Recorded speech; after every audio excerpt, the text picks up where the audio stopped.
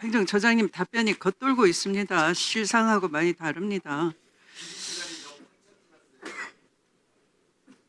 다음은 김용민 의원님 질의 순서가 되겠습니다. 조용히 해주세요. 네, 질의하겠습니다. 행정처장님, 예, 전원합의체 선고가 5월 1일이었는데 선고 기일은 언제 알았어요? 예, 전원합의체 선고 기일은 5월 1일이었고 예. 선고 기일 지정은 4월 29일에 지정했더라고요. 예. 언제 알았어요? 선고 기일 자체. 거물에 받았을 겁니다. 네? 거물에 받았을. 무렵이요? 그 전에 미리 알았습니까? 아닙니다. 이 선고기일 지정이 된 그걸 보고 네, 알았어요. 저희들 알았습니다. 네. 네.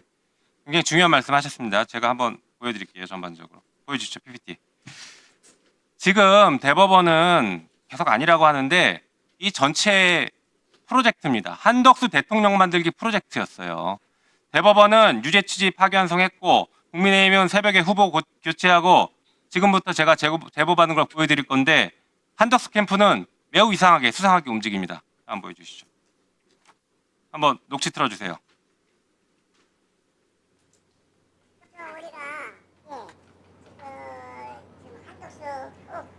후보는 이상이에요. 한덕수가 지금 총리 아닙니까? 그러면 이제는 30일 날 발표한대. 예. 그때 내가 발표 듣고 언론 개항하려고 그러지. 네, 현직 총리였던 한덕수가 30일 날 사퇴한다. 이 얘기를 누가 했을까요? 다음 페이지 보여주시죠. 이게 한덕수 캠프를 계약한 계약서입니다. 지금 목소리의 주인공이 한덕수 캠프를 계약하는데 이 4월 25일 날 방금 녹취는 4월 25일인데요. 150만 원 계약금 넣습니다. 이땡준이라고. 다음 페이지 보여주시죠. 이분이 현직 민주평화통일자문위원회 상임위원입니다. 정치적 중립 의무가 있는 사람인데 이렇게 계약금 집어넣습니다. 현직 총리 시절에. 그리고 4월 25일이 중요합니다. 다음 페이지 보여주시죠. 다음 페이지 보여주세요. 자, 4월 아니 전 페이지. 4월 25일 날 지금 법원 행정처장님도 4월 25일 날 선고기 5월 1일이라는 걸 몰라고 대답했어요. 그런데 이 사람은 법원의 관계자도 아닌데요. 어떻게 4월 30일 날 한덕수가 사퇴한다는 걸 알았을까? 한덕수는 왜 4월 30일 날 사퇴한다고 했을까? 너무 절묘하지 않습니까? 법원이 5월 1일 날 전원합의체에서 대법원 판결을 선고하고 이재명 대통령에 대해서 파기환송한다는 것을 알지 않으면 이런 움직임 보일 수가 없습니다. 돈까지 집어넣었어요. 계약금을. 그날 4월 25일 날 계약금 집어넣습니다. 아까 150만 원 넣은 거 보셨죠? 자, 4월 25일은 그렇게 중요한 의미를 갖는 날이에요. 자, 보시는 것처럼 4월 25일 날 계약했고 4월 29일 날 선고일 지정했습니다. 처장님은 4월 29일 날 선고기일을 알았다고 했고 이 사람은 제3자인데도 불구하고 먼저 알았습니다. 참 신기하죠? 대단하죠? 자, 다음 페이지 보시죠. 자, 그래서 법원의 판결들을 보면은 이상합니다. 자, 4월 4일 날 윤석열 파면 결정 됐죠, 헌재에서. 그리고 4월 8일 날 한덕수는 대선 당시 총리였으니까 대선일을 6월 3일로 지정합니다. 그리고 4월 22일 날 전압 회부 결정을 하고 4월 24일 날 2차 심리하고 결정을 냈죠. 그리고 4월 29일 날 선고기일 지정하고 4월 30일 날 한덕수는 사퇴합니다. 사퇴 엠바고하고 5월 1일 날 선고 난 뒤에 한두 시간 뒤에 정확하게 사퇴 기자회견을 하죠. 그러면서 대선 출마를 이때 얘기합니다. 하지만 한덕수는 그 전까지는 4월 4일 보십시오. 차기 대통령 선거 관리에 최선을 다하겠다. 출마 얘기 안 합니다. 4월 8일도 아직 결정 못했다. 노코멘트. 이러다가 갑자기 출마를 하기 시작해요. 그런데 그 시점이 절묘하다는 거예요. 4월 25일 날 아까 계약했죠. 금일업에 이미 한덕수는 알고 있었던 겁니다. 대법원에서 이재명 후보를 제거한다는 것을 알고 있었던 거예요. 알고서 지금 이렇게 움직이는 거 아닙니까? 자, 그리고 5월 2일 날 또 무슨 일이 벌어집니까? 5월 1일 날 대법원에서 파기환송 선고하고 나서 당일 날 기록을 송부합니다. 말도 안 되는 지금 빠른 절차예요. 그 다음 날 파기환송심은 기록을 받자마자 사건 접수하고 나서 기일을 곧바로 지정해서 통지합니다. 이렇게 정광석화처럼 대법원도 정광석화했지만 대법원이 파기환송심에 이렇게 빨리 보냅니다. 이것도 말도 안 되게 빠르게 일이죠.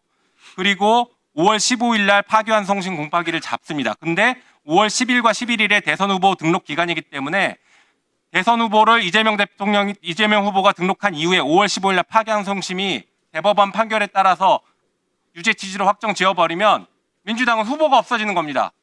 한덕수 대통령 만들기 프로젝트가 정확하게 맞아 떨어지는 거예요. 다음 페이지 보여주세요. 이거 한번 들어보시죠. 아니, 만약에 이번에 김문수하고 지금 둘이 남았잖아. 예, 그러니까요. 만약에 김문수가 되면 당연히 해야지. 최종적으로 되는 거고 만약에 한동훈이 되면 안 될 수도 있다는 말씀이신가요? 그렇지, 그렇지. 그러면 3일날 결과를 봐야 되겠네요. 근데 저 내일. 네, 이 정도로 하시죠. 예? 내일이라고 내일. 네, 멈추시라고요.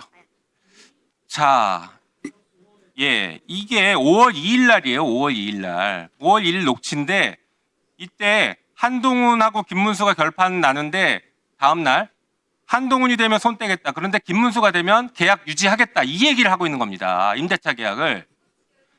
자, 그러니까 국힘은 무슨 일을 벌였습니까? 다음 페이지 보여주세요. 예, 김문수가 지금 후보가 됐죠. 그리고 나서 무슨 일이 벌어지는지 5월 7일, 8일 이때 막 뒤집습니다. 한덕수를 몰아붙여요. 5월 10일 날 새벽에 후보 교체하고 한덕수 국민의힘 대선 후보 등록하고 김문수 자격 취소하고 이 난리를 칩니다. 이 새벽에. 다음 페이지 보여주세요.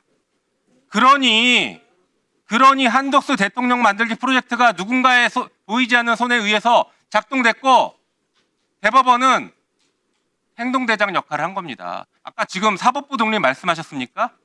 이 프로젝트 내에서 대법원은 하수인에 불과했어요. 어디서 함부로 사법부 독립을 얘기합니까? 정말 창피하지 않습니까? 이 대형 프로젝트에 하수인에 불과했던 대법원, 조희대 대법원장이 정말 창피해 하고 부끄러워 죽겠습니다. 국민들이 이거 보실 때 도대체 대법원을 뭘로 보시겠습니까? 논리비약이 심하다고 생각하시겠죠. 국민의힘도 이 프로젝트에 하수인에 불과했으니까요. 이 대형 프로젝트의 이 검은 손을 밝혀내는 것, 그것이 이 사건의 진상을 밝히는 것입니다. 그리고 주권자의 시간에 법원이 함부로 개입해서 조의대의 시간을 만들어버렸습니다. 그러니 이 판결이 지금 문제가 있고 국민들이 분노하고 법원을 불신하는 것입니다. 한 가지만 말씀을 드리겠습니다. 한 가지만 말씀을 드리면은 조용히 해주세요. 5월 1일 날 선고가 되고 하루 만에 이제 기록을 보냈다라고 하는 것은 우리 예규상으로는 이제 3일 안에 기록을 이제 보내도록 되어 있습니다. 그런데 이것도 뭐 저도 이제 추측입니다만은 5월 3일부터가 장기 연휴가 시작되는 것 같습니다. 그래서 아마 이제 그런 경우에는 연휴 기간 중에 기록 분실 여러 가지 문제가 있기 때문에 빨리 보내는 경우는 그리 드문 케이스는 아닌 것 같습니다.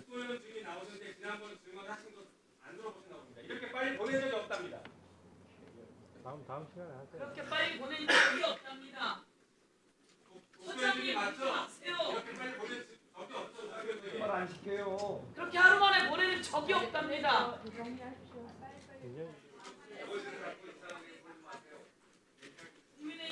네.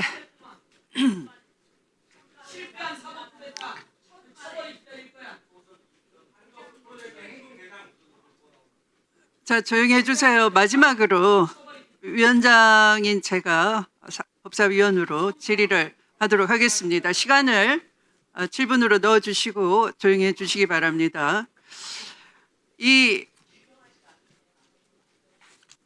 법사위의 긴급 서면 질의에 대한 답변서를 다 봤는데요. 여기에 보면 기본적으로는 전원 합의체가 모든 사건에 대해서 권한을 가지고 있다. 그러므로 따로 배당이나 이런 것은 절차가 없다. 그럴 필요도 없다. 배당이 아니라 배정이다. 이렇게 요약될 수 있겠습니다. 그런데 그 전제 사실 자체를 깨는 내규를 스스로 갖고 있습니다. 무슨 말씀이냐면 대법원 전원 합의체 심리 절차에 관한 내규를 보면은 그 제3조에 전원 합의체는 전원 합의 사건을 심리한다라고 규정하고 있어요. 그래서 모든 사건을 심리하지 않습니다. 전원 합의 사건이라고 분명히 명징하게 밝히고 있습니다. 만약 모든 사건을 심리한다 그러면 굳이 제3조를 둘 필요가 없고 그 앞에 2조에 전원 합의 기일에 심리할 사건의 지정이라는 조항도 따로 둘 필요가 없는 것이 되겠죠. 그리고 대법원 사건 배당에 관한 내규가 돼 있지 법의 제목이 이 내규의 제목이 사건 배정에 관한 내규가 아닙니다. 그러면서 사건 배당은 수석재판연구관이 주관하여 시행한다. 이렇게 배당에 관한 주관자가 누구인지도 분명히 밝히고 있어요. 또한 아까 말씀드린 대로 법원 조직법에는 대법관 3명 이상으로 구성된 부에서 먼저 사건을 심리한다. 심리 우선권을 부에다 두고 있습니다. 다만 그 부에서 그 재판할 수 없는 예외 규정을 오히려 두고 있는 것이죠. 그렇다면 지금 모든 사건을 권한을 가지고 있다라는 거의 추상적인 권한과 실제적으로 실무에서 현실적으로 하고 있는 것은 이 각종 내규에 따라서 실무적으로 하고 있는 것이죠. 그러면 실무적으로 실제 하고 있는 이것이 관행인 것이고 한번 이렇게 물어보겠습니다. 대법원 사건의 배당에 관한 내규를 정하면서 그 앞에 이렇게 정하고 있어요. 사건 배당의 원칙을 정하여서 대법원 사건의 공정성과 투명성을 보장할 목적이다 그랬습니다. 만약 이 내규를 벗어난다면 반대가 되는 것이죠. 배당 원칙을 깬 것이 되는 것이고 공정성과 투명성을 깼다, 보장을 안 했다, 의도적으로 이렇게 되는 것 아니겠습니까? 정의의 전제 조건이 있습니다. 행정처장님, 정의의 예. 전제 조건이 뭘까요? 정의의 전제 조건. 실질적 정의의 전제 조건이 뭘까요? 상식 아니겠습니까? 네, 상식과 공정입니다. 공정, fairness, 절차적 정의, 다른 말로 번역이 될 수 있겠습니다.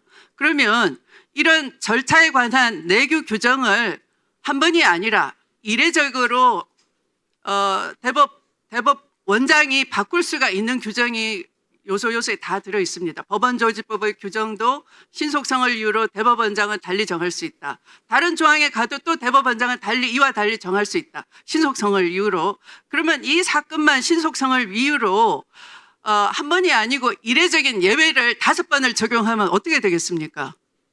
아주 공정에서 멀어지는 것이 되겠죠. 그러면 아주 정의롭지 않은 것이 되겠죠. 정의의 전제 조건을 깨버리는 것이 되겠죠. 그걸 모든 우리 위원님들께서 질의를 한 것인데 반복적으로 의도적으로 거짓말을 하고 있어요. 왜? 이것은 직권남용이 아닙니다.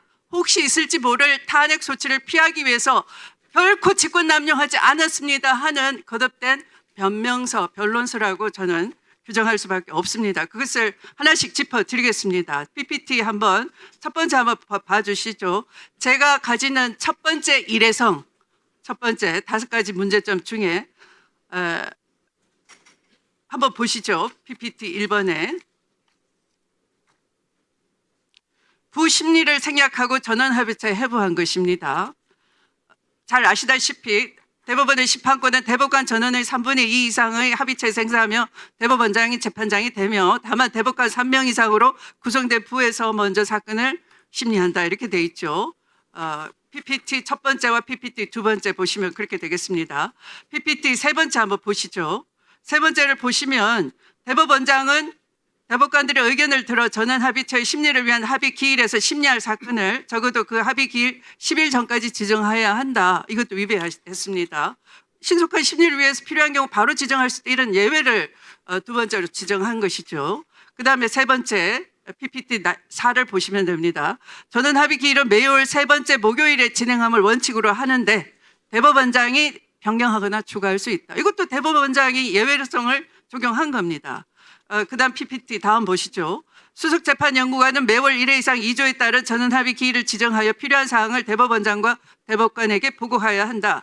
아까 장경태 의원님이 과연 보고했는지, 언제 보고했는지, 보고 여부와 보고 날짜를 달라라고 한 것, 바로 이런 의문이 있기 때문인 것이죠. 조속히 주시기 바랍니다. 다음 PPT 한번 보시죠. 사건 기록의 소재를 명백히 하기 위하여 굉장히 엄격하게 관리하고 있더군요, 기록을.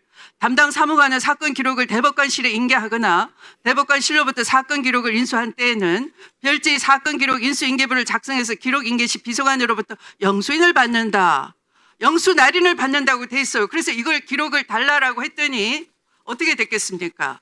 다음 PPT 8을 한번 봐주시기 바랍니다. 거기 한번 이렇게 부기를 해놨어요. 이미 기록이 위에 올라가 있습니다.